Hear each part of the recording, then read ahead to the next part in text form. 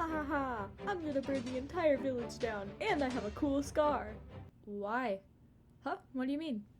Why do you want to burn the village? Why do you have a cool scar?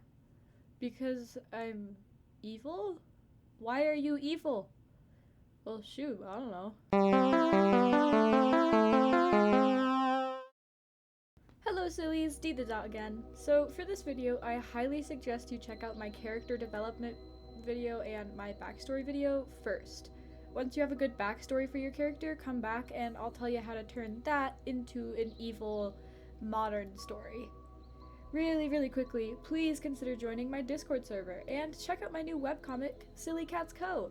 Both will be linked in the description.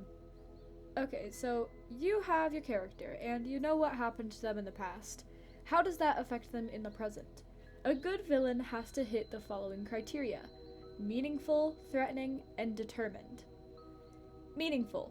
Why does your character do what they do? We already talked about this, but psychologically, do your character's present-day actions make sense because of their past?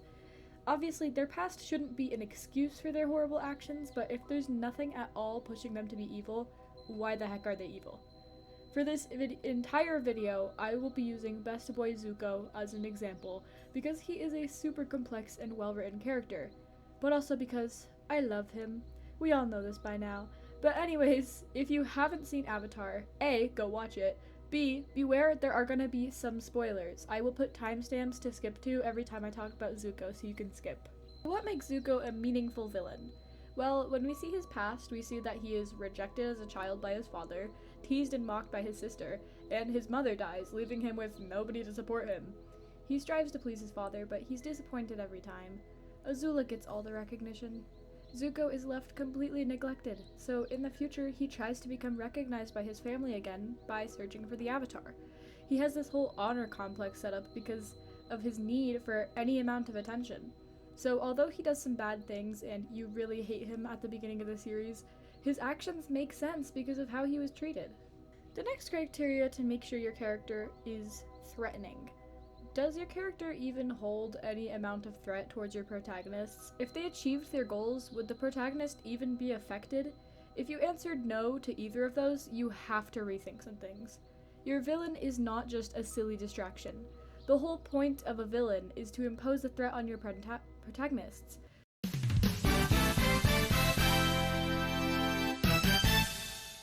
They're not there to move the story along. They are the story. If you removed your villain, your story would have little to no story at all. That is a great way to measure whether or not your villain is threatening. Spoiler warning again. Zuko is a pretty threatening villain, considering he wants to capture the Avatar for the Fire Nation, which would literally mean the Fire Nation can take over the world, meaning many lives are lost to death or enslavement, and there's literally no one who can save them.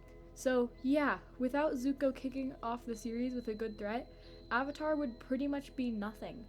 Another thing that makes Zuko threatening is that he gets so close to succeeding many times. If your villain never even comes close to achieving their goal, they're really an empty threat. The last main criteria is determined. Your villain needs to have just as much motivation as your protagonist to complete their goal, if not more. If they have less motivation, your protagonist is just gonna win without any worries, which can really weaken your story. You want potential consumers of your story to fear for the safety of your protagonist. Without a motivated villain, this literally won't and can't happen. Spoiler warning. Imagine if Zuko just didn't care to put an effort to complete his goal. He'd be so useless and unimportant.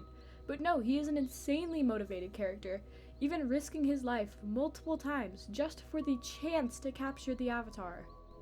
Now there's a few more things I want to cover about writing villains. Number 1, is your main villain the main threat? Because technically they don't have to be.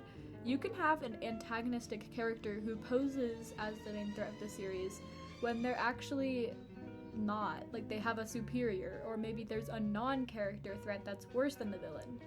Usually when you want to do levels of villains or threats, it means a new villain or villains that are more threatening get introduced throughout your story.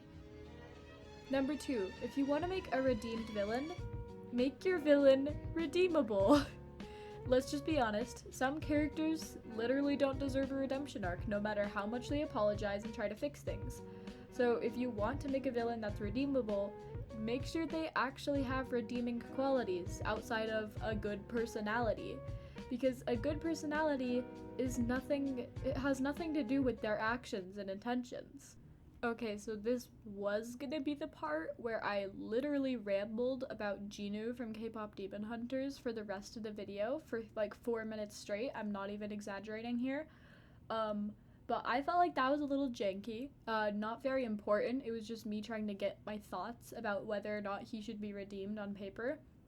So I guess that this is the end of the video now, because that was too much. That was way too much. You guys don't want to sit through that. So all I have to say from here is please go join the Discord server, please go check out my webcomic, and if you happened to buy and read Redbury, my novel, also linked in description, please go give it a review on Amazon. That's all. Bye, guys!